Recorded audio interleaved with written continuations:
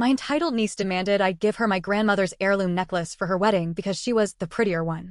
When I refused, she screamed at the reception, "You're just a bitter old woman who wants to ruin my special day." Gasps filled the room as my grandmother's will was suddenly read aloud, revealing a secret that left her in tears. I smirked and whispered, "Still think you deserve it? I'm Martha, 57, retired nurse. I live just outside Richmond, Virginia. This happened last October during what was supposed to be a beautiful wedding weekend for my niece. Instead, it turned into something else. Something that most of my family still can't believe actually happened. This story is about entitlement. And revenge. But not petty revenge. Not screaming matches or throwing wine. This was quiet, heavy real. The kind of revenge that doesn't need shouting. Let me start from the beginning. The necklace my grandmother, Edie, was strong. The kind of woman who raised kids through the Depression, made do with almost nothing, and never complained. She had this necklace. Simple, old, beautiful. A rose gold chain with a single opal surrounded by small seed pearls. It wasn't huge or flashy, but it had weight to it. Not just physical. Emotional. She wore it on her wedding day in 1942. She gave it to me in 1991 on my wedding day. Not to borrow, to keep. She said, "This necklace stays with the woman who knows how to stand alone. Not the loudest, not the prettiest, the strongest." I kept that necklace close ever since. My niece Sierra is 26. My brother Hank's only daughter. She's the Instagram type, filters, fake laughs, always posing like someone's taking a picture even when they're not. She grew up with every advantage. Private schools, paid for college, new car at 16. She never really had to be strong. But she thinks she is. She thinks she's special because people like her photos. She was getting married last fall. Her wedding was full-on Pinterest style, rustic theme, fake barnwood, thousands of dollars on centerpieces that looked like they came from a Hobby Lobby sale bin. I wasn't involved in the planning, which was fine. We weren't close. A month before the wedding, I get a call from her. I could tell immediately she wanted something. "Aunt Martha," she says in this sweet, over-the-top voice. "I'm so excited for the wedding. Quick question." Then she drops it. "I'd really love to wear Grandma Edie's necklace. For something old, you know." I paused. It didn't feel like a request. It felt like a setup. I said, "That necklace was given to me by Grandma. She gave it to me on my wedding day." Sierra giggles. "Exactly. So now I wear it at mine. Kind of like a tradition. And honestly, no offense, but I think I can really pull it off. It'll look amazing with my dress." I was quiet for a moment. Then I said, "No. That necklace is mine. It was a gift. It stays with me." There was a pause. Then her tone changed. "Wow," she said. "Okay. I guess if that's what you want. I just thought you'd want to make your niece's wedding a little more special." Then she hung up. I almost didn't go. Part of me wanted to stay home. But my brother asked me to come. He said Sierra wanted to apologize in person. I wore a navy blue dress and yes, I wore the necklace. I didn't do it to be petty. I did it because Grandma gave it to me. And because I felt like it needed to be seen that day. Like Grandma needed to be there somehow. The ceremony went fine. Sierra looked beautiful, I'll admit. Everything was staged for photos. People didn't cry because they were touched, they cried because they were told to buy the photographer. Then the reception started. That's when everything unraveled. It was about halfway through the reception. People had eaten. Drinks were flowing. The DJ was starting to play music. I was at the dessert table, trying to pick out a piece of cake when Sierra stormed over. Her face was red, but her smile was plastered on. Like she was trying to keep up appearances. "You seriously wore it," she whispered, eyes locked on the necklace. I said nothing. "You knew I wanted that," she hissed. "You're doing this just to spite me." I said, "It's not about you." That pushed her over the edge. She stepped back, turned to the crowd, and shouted, "Everyone, I just want you to know that my bitter aunt decided to ruin my wedding. She refused to let me wear Grandma's necklace because she thinks she deserves it more." People froze. Conversation stopped. Forks paused in midair. She kept going. "She's always been jealous of me. Always. And now, on the most important day of my life, she just had to make it about her." There were gasps. My brother looked stunned. My sister-in-law tried to pull Sierra back, but she kept yelling, "I'm the bride. It's my day." And she just couldn't let me shine. She had to remind everyone that she's the one Grandma loved best. She said it with so much venom, like I'd stolen something from her. That's when I saw Dave. My cousin. My grandmother's lawyer. He was walking toward the DJ booth, holding a thick manila envelope. He tapped the microphone. "I wasn't planning to do this tonight," he said calmly. "But I think now's the right time." He opened the envelope. Grandma Edie left a sealed letter to be read after Martha's retirement. That time has come. People were whispering. Sierra looked confused. He began to read. To my granddaughter Martha. You have carried yourself with quiet strength, even when others shouted over you. You were never the loudest, but you always knew when to speak. You get the necklace. You always did. Inside the necklace is a small key. It opens the chest in the attic of my home in Georgia. Inside that chest is the rest of your gift. My journals. My private letters. And the deed to my cabin. I leave it to you. People were stunned. But then he turned the page. And to Sierra, he read, his voice steady. If you're hearing this, I'm guessing you asked for something that wasn't yours. That's been your pattern. Entitlement is not a legacy. Beauty is not a birthright. You must learn that. Dead silence. Sierra's mouth dropped open. She looked like she couldn't breathe. I stood still. My hands didn't shake. I just watched her. Then I leaned in and said, quietly, still think you deserve it. 2 days later, I got a call from Dave, my cousin, the lawyer who read the will. He told me the house in Georgia was still locked up, but the caretaker had been expecting someone. Yes, Grandma had arranged a caretaker. Even though the cabin had sat untouched for over 10 years, someone still mowed the grass, checked for leaks, and kept the place clean. Paid monthly by a separate account. She really wanted you to go, Dave said. She made it clear this was something you needed to see. So I went. Lake Ravin, Georgia. Quiet, wooded, and still. The cabin was older than I thought it'd be, with creaky wooden steps, ivy-covered bricks, and a porch swing that looked like it hadn't moved in years. But it was clean, just like Dave said. A little eerie, honestly. Like it had been waiting. I found the trunk in the attic under a patchwork quilt. The necklace key fit the lock perfectly. Inside was a stack of leather-bound journals, a bundle of letters tied in red ribbon, and a single thick envelope with my name on it. But that wasn't all. Under the journals, tucked between folded sheets of yellowed paper, was a smaller box. Wooden. Locked. No key in sight. It had one word carved into it. Lorna. My mother's name. I sat on the porch for hours reading Grandma's first few journal entries. And they were not what I expected. They weren't stories about raising kids or baking pies. They were raw. Painful. Honest. She wrote about her fears. Her regrets. And then, she wrote about a child she lost. Not to death. To adoption. A girl. Lorna had a sister. No one ever talked about this. My mother never mentioned it. No one in the family ever brought it up. But Grandma wrote that she had been forced to give up her first daughter when she was 18. Before she met my grandfather. She had been sent away by her own mother, made to stay in a home for girls in North Carolina. When she came back, the baby was gone. She spent years trying to find her. And she did. One of the later entries said, her name now is Rebecca. She doesn't want contact. But I still send letters every Christmas. Just in case she changes her mind. There were photocopies of envelopes. Return addresses. All the same street in a small town in Alabama. I was shaking. I didn't tell anyone. Not right away. I needed to process it first. But the problem with family secrets is, they don't stay buried for long. Especially when someone starts digging. 2 weeks later, I got a message from Sierra. She found out I had been to the cabin. She didn't ask how I was. She didn't apologize. She said, I heard there's more to Grandma's will than you let on. If you think you can steal what should have been our inheritance, think again. Our inheritance? She had the nerve to act like she was entitled to secrets she never even knew about. I ignored her. Then she showed up. I came home from running errands and found her car in my driveway. She was sitting on the porch steps, arms crossed. We need to talk, she said, like she hadn't caused a scene at her own wedding. I'm not doing this with you, I said, walking past her. But she followed me inside. I deserve to know what's in that cabin, she snapped. Everyone's talking. You found something big. You think you're the only one in this family who matters. I turned to her. Calm, cold. You stood in front of 200 people and called me a bitter old woman. You mocked my relationship with Grandma.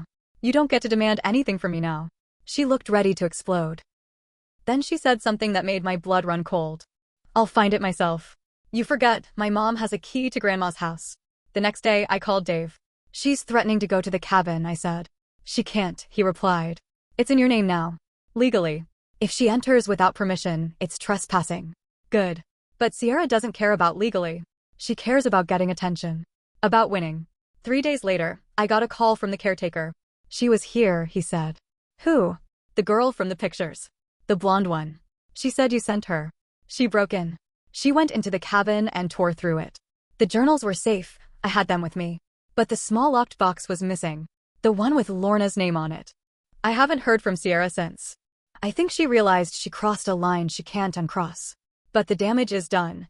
I still don't know what was in that box. I don't know if she opened it.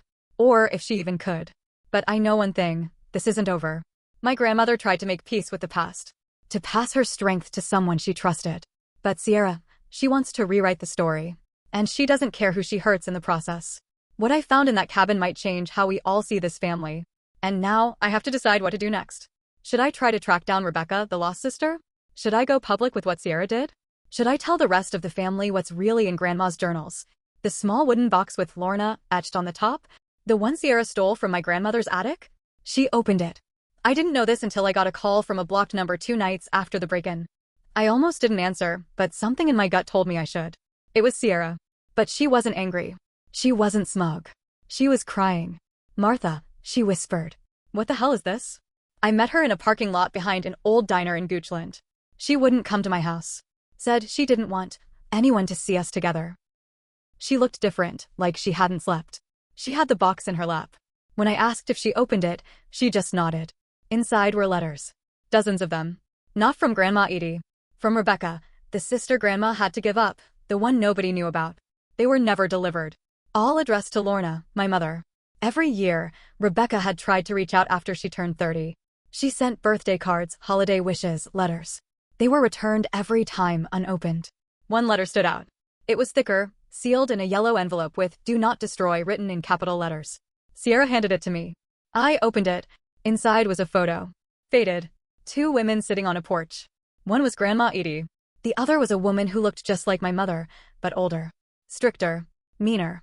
On the back was a note in shaky handwriting. She kept my letters from you. She told me I was a mistake. But I'm not leaving this world without telling you. I never stopped loving you. Rebecca had been trying to reconnect with her sister, my mom, for decades. And someone had blocked her. My mother. At first, I didn't believe it. I wanted to give my mom the benefit of the doubt. But the journals made it clear. In entry after entry, Grandma begged Lorna to write back to Rebecca. She refused. She said, that woman doesn't belong to us. She said, if people find out, they'll think you are trash, Ma. She said, I'm protecting the family. No. She was protecting herself. From shame. From gossip. From a story she didn't want others to know. It made me sick. All this time, Grandma carried guilt, pain, and hope. And my mother killed it quietly with silence. Sierra didn't know how to process it either. We're not the golden family we pretend to be, she said. This is bigger than us. I agreed. And then Sierra said something I didn't expect. I want to fix this. She said she wanted to help track down Rebecca. That if she was still alive, we owed it to her. That she had no right to those letters, and she was sorry for breaking into the cabin. It sounded genuine. I wanted to believe her. Maybe this was the moment. The point where Sierra learned something real. So I let my guard down.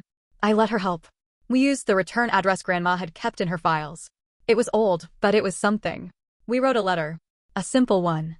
Dear Rebecca, I believe we're family. I hope this reaches you. I want to talk. Martha, we sent it. Together. But then came the next twist. 3 weeks passed. Then a man called me. His voice was soft. Southern. Careful. My name's Caleb, he said. Rebecca was my mother. Was. She died the year before. A stroke. Peaceful. Quick. He told me she always wondered about the sister who never wrote back. He said she saved every card she ever tried to send. Even the ones returned. She kept them in a tin under her bed. But there was more. Caleb said, you're not the only one she wrote to. Apparently, 6 years ago, she had gotten a Facebook message from someone named Sierra Hampton. Sierra had told her she was doing a school project on family history. Asked vague questions. Never revealed who she really was. She said she was your niece, Caleb said. That's when it hit me. Sierra knew. She knew about Rebecca. Maybe not all the details, but enough to message her years ago. Enough to look her up. Which means the tears. The apology? The I want to fix this? A lie. I confronted her. She denied it. Then she blamed it on a college assignment. Said she barely remembered it. But her face said otherwise. You've always wanted to be the center of things, I told her. You didn't care about the truth. You just wanted a story. She didn't deny that. But then she said something that chilled me. You think this is about you and your precious necklace? This is bigger than some old piece of jewelry. Grandma chose you, but the rest of the family sees what's happening. And they don't like it. Turns out, Sierra had been spreading her own version of the story. She told people I hoarded the will. That I was hiding assets. That the cabin was worth way more than I let on. My phone started ringing more. My brother, Hank, left me a voicemail. "We need to talk. You're stirring things up that should have been left alone." My cousin Mary texted, "Why are you dragging Grandma's name through the mud?" Even Dave, the lawyer, started getting pressure. Apparently, Sierra had filed something. A formal request to review the full estate plan. She's trying to claim emotional distress and inheritance confusion. She wants the cabin, the journals, everything. I don't know how far Sierra's willing to go. But I know this. My grandmother trusted me with the truth. Not Sierra. Not my mother. Me. And now I'm holding the past in one hand and the future in the other. I could burn every journal, shut the cabin, and walk away. Or I could let the story unfold. All of it. Even the parts that hurt. There are things in those letters I haven't read yet.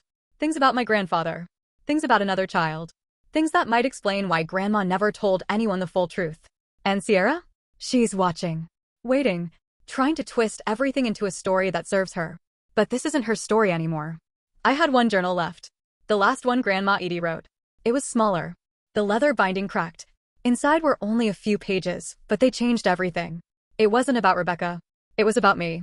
It started with this. Martha was never supposed to know. I stopped reading for a full 10 minutes. Lorna begged me. Said she couldn't handle another mistake in the family. But I couldn't lie. Not forever. Martha's not just my granddaughter. She's Rebecca's daughter.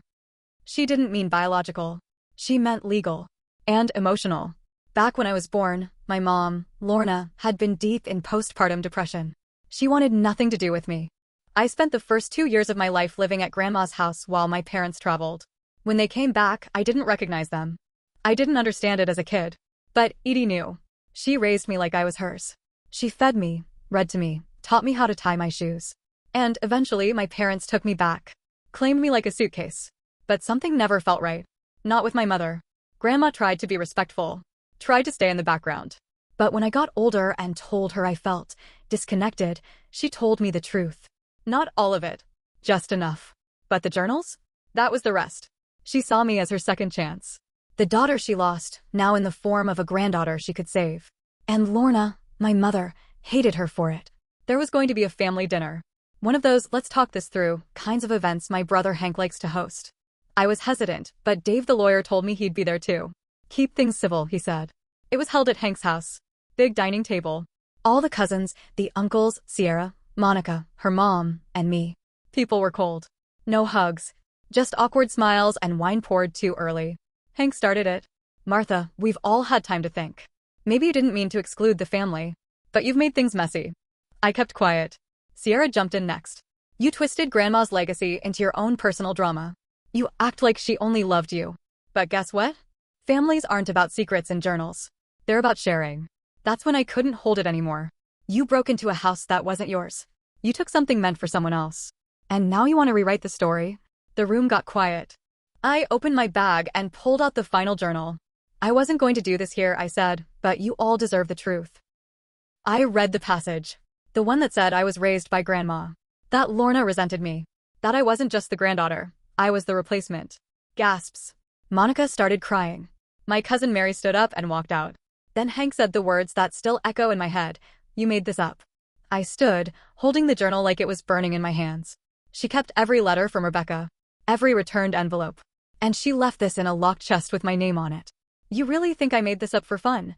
Then Sierra, sweet, perfect, camera-ready Sierra, snapped. "You were always the favorite. Always. You had Grandma's attention, her necklace, her house, and now you have her secrets. And I'm just supposed to be okay with being the one she never chose." Sierra cried, but not soft tears. She sobbed, screaming that she was sick of being second, and that I had ruined everything she deserved. Her mother tried to hold her. Monica looked like she aged 10 years in 10 minutes. Dave stepped in and told Sierra she was skating on thin legal ice. That her estate challenge was dead in the water. That she had no claim. Then my brother stood and said, "Maybe we all need some time." I walked out. That night, Sierra posted a long Instagram story. Pictures of the necklace. Pictures of the cabin. A long caption about toxic relatives and manipulation. She painted herself as the victim. I didn't reply, but people saw through it. Quietly, messages started coming in. "Aunt Lisa, I always knew something was off." "Cousin Ben, thank you for telling the truth." "Even Dave, your grandmother wanted healing, not silence." Sierra and I haven't spoken since. She and her husband separated shortly after. Rumor is he didn't like what he saw that night at the dinner.